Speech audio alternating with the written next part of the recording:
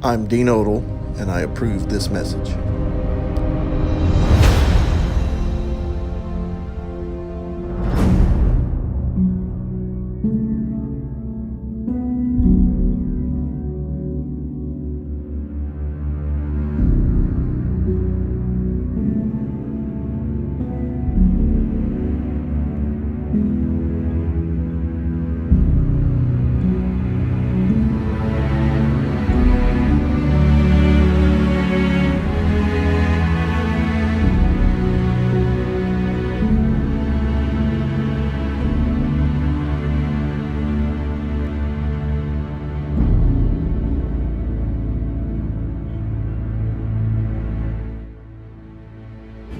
My name is Dean Odell, and I am a pastor in Opelika, Alabama. I lived in Montgomery for many years. I pastored a church here as well. I've been a minister of the gospel for almost 34 years.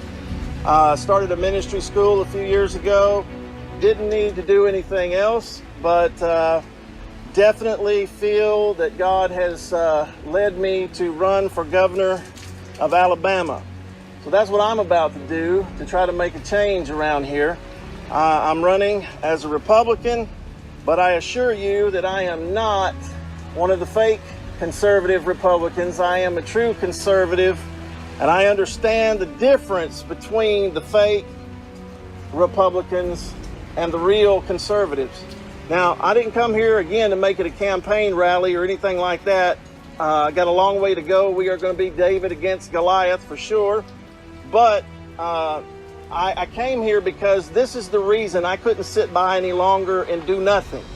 They are violating our First Amendment rights, and the First Amendment is really, it's really all-encompassing. It's everything. It's religion. It's our speech. And the moment I saw the governor of Alabama, that I never thought I would see a governor of Alabama violate the First Amendment of the United States Constitution. I do want to read a couple of quotes. This is from Abraham Lincoln. Now you listen to this, you'll like this one. Abraham Lincoln said, "We the people are the rightful masters of both Congress and the courts, not to overthrow the Constitution, but to overthrow the men who would pervert the Constitution." We should overthrow them. Now, apart from doing that by violent revolution, we do it by the ballot box. Right. But we've allowed these people, most of them in Alabama who claim to be Republicans, used to be Democrats. Right. I don't believe their core philosophies changed when they slap Republican name on there. Right. So we've got to stop electing these people. We've got to stop electing people who are not awake to the New World Order, as the Lieutenant Colonel spoke about. We've got to stop electing people who will allow things like dangerous, poisonous vaccines to be pushed upon us. We have got to stop electing people, whether they are part of the agenda or just ignorant to the agenda. We have got to stop it, and we can stop it here in Alabama this time. I believe we can. I believe there's enough groups throughout Alabama to stop, because they are, listen, what we've learned, the 10th Amendment would make it very hard for the federal government to mandate a vaccine on you. But I can assure you the governors can do it and will do it, because the power not given to the federal government by the United States Constitution is relegated to the states.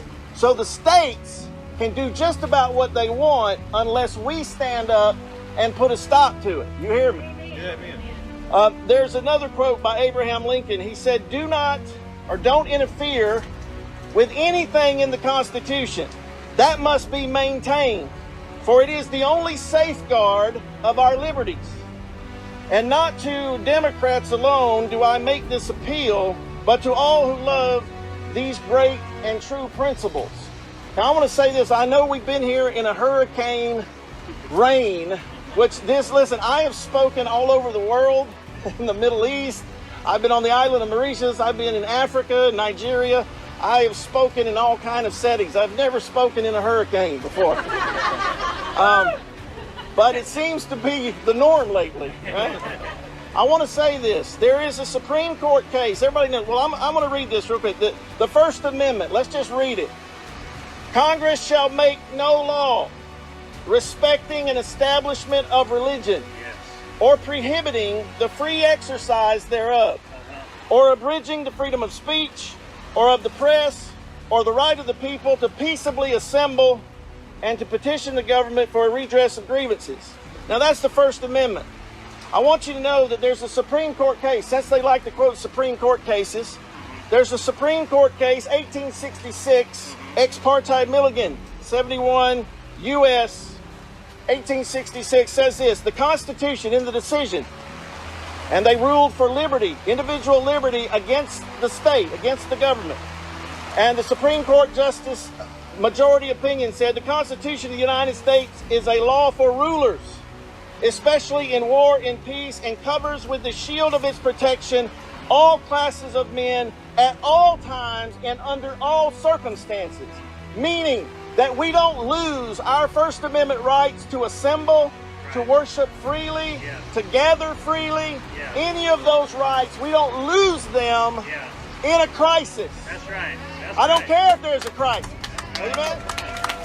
I don't care if there's a war. I don't care if there's a civil war. I don't care if Antifa's here. I don't care what's going on. If it's coronavirus, they cannot tell us we cannot meet in a church building and worship the way we see fit.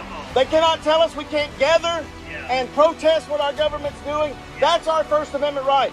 My last thing I'm going to say here is that what most of you may not know is that it is illegal. It is illegal for them to violate our rights as officials. Listen to this.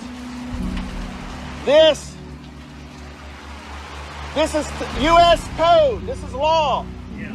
U.S. Code Title 18, Section 242 says this, whosoever, under the color of any law, statute, ordinance, regulation, or custom, willfully subjects any person in any state, territory, commonwealth, possession, or district to the deprivation of any rights, privileges, or immunities secured or protected by the Constitution or laws of the United States shall be fined under this title or imprisoned not more than 1 year or both. So any official, any person, a police officer, a governor, any person that deprives you, violates your First Amendment rights, your constitutional rights, whether it be the Second Amendment, the Fourth Amendment, if they violate your constitutional rights, they are criminals. They are breaking the law. This is directly from the Justice Department website. Our governor, Governor Kay Ivey, has broken the law. Do you hear that? Scott Harris, as a public official, has broken the law. And we cannot take this any longer. We must demand that our Attorney General, our State Attorney General, or the U.S. Attorney General begin to enforce the law and ensure our rights by the U.S. Constitution and by Title 18 U.S. Code 242. If we're going to remain free, folks, we got to speak it, we got to say it, we got to do it. Now, I'm going to end with this. Look, many of you, the fact that you would come out and stand in the rain, in a hurricane, for a rally, tells me that you are serious people. So I want to encourage you. You need to look into, you need to pray about it. You need to think about it. But some of you need to run for office. You need to run for the school board, the city council, mayors. You need to do something. You got to stop sitting back and waiting for politicians who are really have ulterior motives. You got to start doing it yourself. You hear me? That's how we're going to do it. That's how we avoid a revolution. All right? No one wants a violent revolution in America. So let's do it by the ballot box. All right? Thank you. Thank you.